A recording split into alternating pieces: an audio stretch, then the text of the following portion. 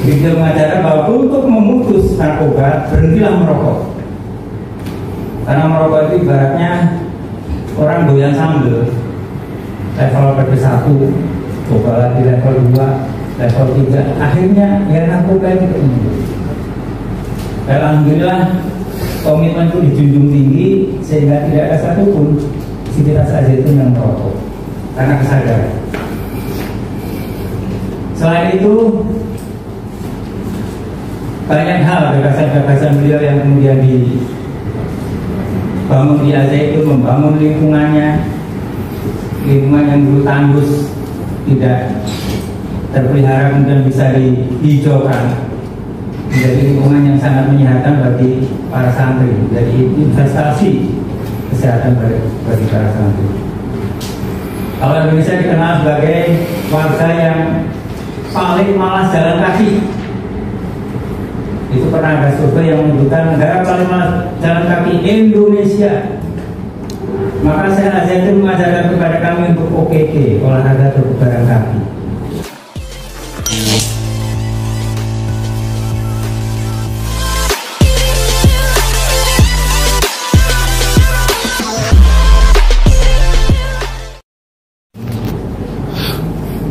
Jadi hari ini saya menyampaikan catatan pribadi saya bahwa selama saya membersamai Syekh Al-Zaitun, ada beberapa kali beliau menegaskan satu statement, dan itu ada juga di video wawancara dengan Andi Ekonia di PKMI, bahwa Syekh Al-Zaitun sudah mewakafkan diri dan keluarganya untuk Al-Zaitun dan pendidikan. Nah, sedangkan Al-Zaitun didirikan untuk didedikasikan kepada Indonesia, bermakna Syekh Al-Zaitun pun juga sudah mewakafkan diri untuk Indonesia. Saya menyampaikan hal yang tidak muluk-muluk, yang mulia.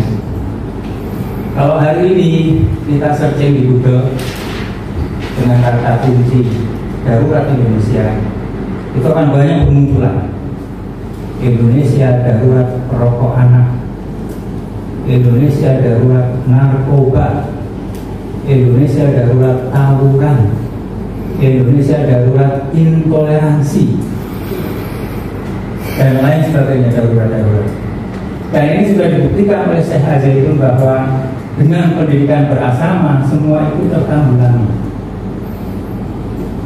Satu contoh, di Al-Zaitun sudah menjadi tradisi dan budaya setiap kali penerimaan santri, penerimaan guru, penerimaan dosen, penerimaan karyawan, semuanya harus melalui satu tes yang ini jarang sekali dilakukan di tempat manapun, yaitu tes narkoba.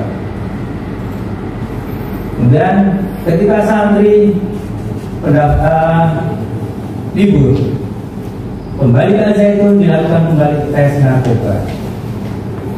Dan kami semua sivitas Al-Zaitun bersama-sama atas bimbingan Syekh Al-Zaitun menyepakati satu statement bahwa merokok adalah jembatan emas menuju narkoba.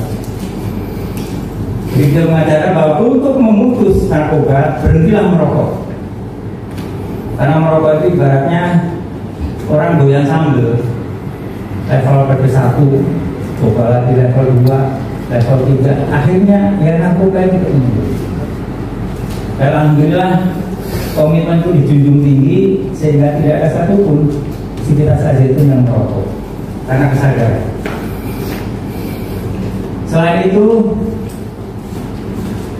banyak hal gagasan-gagasan beliau yang kemudian dibangun di Al-Zaitun, membangun lingkungan yang dulu tandus tidak terpelihara kemudian bisa dihijaukan menjadi lingkungan yang sangat menyehatkan bagi para santri, jadi investasi kesehatan bagi para santri.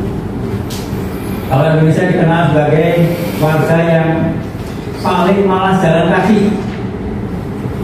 Itu pernah ada survei yang menyebutkan negara paling malas jalan kaki Indonesia.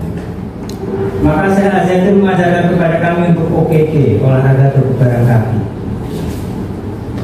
Beliau memberikan contoh, beliau memberikan sarana, ada trek khusus untuk jalan kaki Dan kami setiap hari minimal 10.000 langkah.